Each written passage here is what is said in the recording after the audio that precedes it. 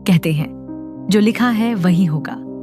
लोग कहते हैं भाग्य बदला नहीं जा सकता, पर क्या सच में ऐसा है? क्या सृष्टि इतनी कठोर है कि इंसान कुछ भी करे उसका परिणाम पहले से तय हो चुका है?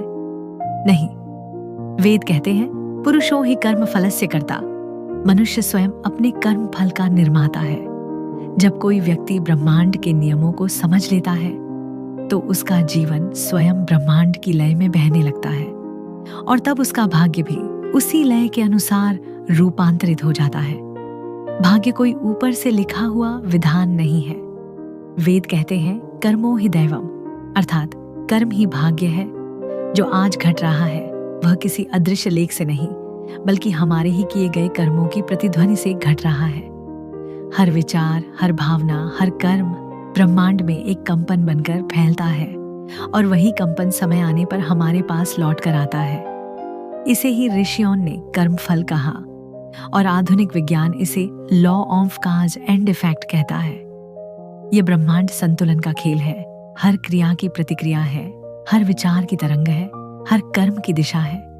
ब्रह्मांड किसी का पक्ष नहीं लेता, वह केवल प्रतिबिंबित करता है। यदि तुम भीतर क्रोध रखोगे तो जीवन में असंतोष और भय लौटेगा।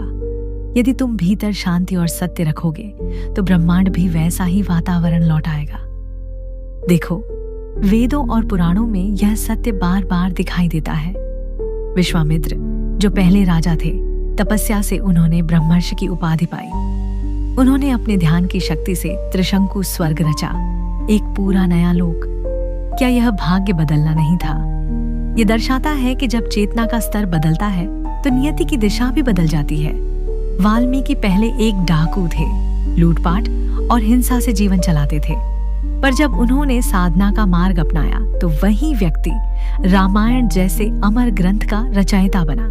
भाग्य तो वही था, पर चेतना बदलने से दिशा ही बदल गई। अजामिल, जिनका नाम सुनते ही लोग डरते थे, पाप में डूबे हुए जीवन के अंतिम क्षणों में उन्होंने नारायण का नाम लिया।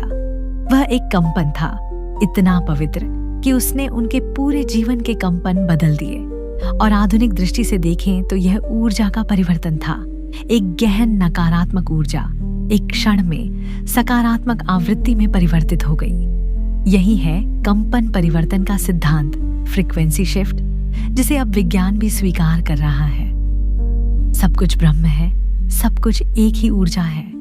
तो जब तुम सोचते हो, बोलते हो या कर्म करते हो, वह ऊर्जा इस विशाल ब्रह्मांडीय जाल में प्रवेश करती है। ब्रह्मांड उसे सहेजता है और उसी अनुरूप तुम्हारे लिए परिस्थितियां बनाता है। इसलिए कहा गया है यथा मनोभाव तद्भवति, जैसा तुम्हारा भाव वैसा तुम्हारा भविष्य। वेद कहते हैं ऋतेन रतम पिपर्ति, अर्थात एक सत्य दूसरे सत्य को पोषित करता है। यही रत, यही नियम इस सृष्टि की रीढ़ है। पहला नियम, कर्म फल का नियम, law of action and reaction, यह सबसे मूल नियम है। जैसा कर्म वैसा फल। वेदों में कहा गया है यथा कर्म यथा श्रुतम। हर विचार, हर कर्म ब्रह्मांड में एक तरंग बनाता है। ये तरंग तुम्हारे चारों ओर घूमती है और समय आने पर वही तुम्हारे पास लौट कर आती है। ये केवल धार्मिक बात नहीं, विज्ञान भी यही कहता है। Every action has an equal and opposite reaction, यानी हर कर्म का परिणाम अनिवार्य है। इसलिए जब तुम किसी के लिए शुभ सोचते हो, वह शुभता तुम्हारे ही जीवन में लौटती है, और जब तुम किसी को दुख देते हो, वह कंपन तुम्हारे अपने भविष्य को प्रभावित करता है। इसीलिए वेद कहते हैं सत्यमेव जयते, क्योंकि सत्य का कंपन सबसे ऊंचा होता है और वही अंततः विजयी होता है। दूसरा नियम, समय का नियम, law of time and cycles. समय इस ब्रह्मांड की सबसे सूक्ष्म शक्ति है। वह कभी रुकती नहीं, बस रूप बदलती रहती है। ऋषियों ने कहा कालो ही दुर्तिक्रमः, अर्थात समय से कोई ऊपर नहीं जा सकता, पर समय शत्रु नहीं है, वह केवल शिक्षक है। हर जन्म, हर क्षण, हर घटना हमारे कर्मों के बीज को अंकुरित करने का अवसर देती है। आज जो सुख या दुख तुम अनुभव करते हो, वह केवल उसी बीज का फल है जो तुमने कभी बोया था। समय केवल उस बीज को पका देता है। विज्ञान भी कहता है कि ब्रह्मांड में सब कुछ चक्रों में चलता है। ग्रहों की गति, मौसमों का परिवर्तन, यहाँ तक कि हमारी सांसें भी लय में हैं। इसलिए जीवन में संतुलन रखो, क्योंकि जो समय को स्वीकारता है वह समय के साथ बहता है, उसके विरुद्ध नहीं। तीसरा नियम, संकल्प और इच्छा का नियम, law of intention and will. ये नियम बहुत सूक्ष्म है। हर विचार एक संकल्प है। जब वह शुद्ध भावना से निकले तो ब्रह्मांड उसकी पूर्ति के लिए स्वयं कार्य करने लगता है। वेद कहते हैं, यद्भाव तद्भवति, जैसा भाव वैसा ही परिणाम। अगर तुम्हारे भीतर का संकल्प शुद्ध है तो सृष्टि तुम्हारे साथ कदम मिलाती है। लेकिन अगर संकल्प स्वार्थ या भय से भरा है तो ब्रह्मांड उसे अनसुना कर देता है। महर्षि पतंजलि ने योग सूत्र में कहा, योगा चित्त वृत्ति निरोधा। जब चित्त की तरंगें स्थिर होती हैं तभी सच्चा संकल्प जन्म लेता है, और ऐसा संकल्प भाग्य को भी मोड़ सकता है। पुराणों में सावित्री का उदाहरण याद करो, जिसने अपने पति सत्यवान को मृत्यु से वापस ला दिया। कैसे? सिर्फ अपने अटूट संकल्प और चेतना की शक्ति से। वह मृत्यु के विरुद्ध नहीं लड़ी, उसने मृत्यु के नियम को पहचान कर उसमें जीवन की तरंग भर दी। यही संकल्प की शक्ति है। चौथा नियम, कंपन का नियम, law of vibration and resonance. ये ब्रह्मांड स्थिर नहीं है। हर कण, हर ग्रह, हर विचार निरंतर कंपन में है। पूरा ब्रह्मांड ध्वनि से बना है। इसकी विस्तृत चर्चा पहले के वीडियो में कर चुके हैं। पांचवा नियम, चेतना का नियम, law of consciousness and unity. ये सबसे गूढ़ नियम है और सबसे सुंदर भी। वेदों ने कहा, अहम ब्रह्मास्मि, मैं ब्रह्म हूं, अर्थात सृष्टि मुझसे अलग नहीं है।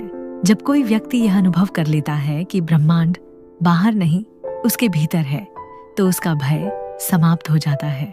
वह जान लेता है कि जो कुछ घट रहा है वह उसके ही विस्तार का हिस्सा है, और यही वह क्षण है जब भाग्य बदलना संभव हो जाता है, क्योंकि तब तुम ब्रह्मांड के साथ नहीं, ब्रह्मांड के रूप में कार्य कर रहे होते हो। विज्ञान अब इसे क्वांटम एंटेंगलमेंट कहता है, जहां दो ऊर्जा कण हजारों मील दूर होते हुए भी एक दूसरे को प्रभावित करते हैं। वेद इसे सर्वात्म भाव कहते हैं। सब में वही आत्मा है, वही चेतना है।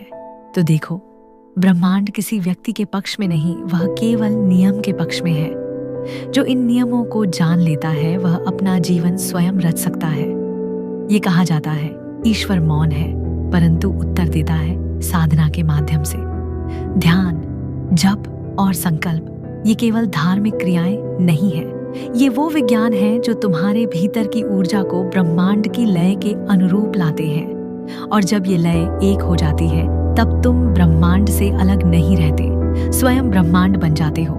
ब्रह्मांड एक विशाल ऊर्जा जाल है। ये प्रत्येक विचार, भावना और कंपन को सुनता है। जब तुम ध्यान से अपने विचारों को शुद्ध करते हो, जब से अपनी ऊर्जा बढ़ाते हो और संकल्प से दिशा देते हो, तो यह जाल तुम्हारे चारों ओर पुनर्गठित हो जाता है। ये प्रक्रिया अदृश्य है, पर इसका परिणाम प्रत्यक्ष होता है। धीरे धीरे परिस्थितियां बदलने लगती हैं, सही लोग मिलने लगते हैं, सही अवसर आने लगते हैं। ये कोई चमत्कार नहीं, ये ऊर्जा का गणित है। वेद इसे कहते हैं आरतम भवति, अर्थात जब कर्म, विचार और चेतना एक लय में आ जाते हैं तो सत्य घटता है।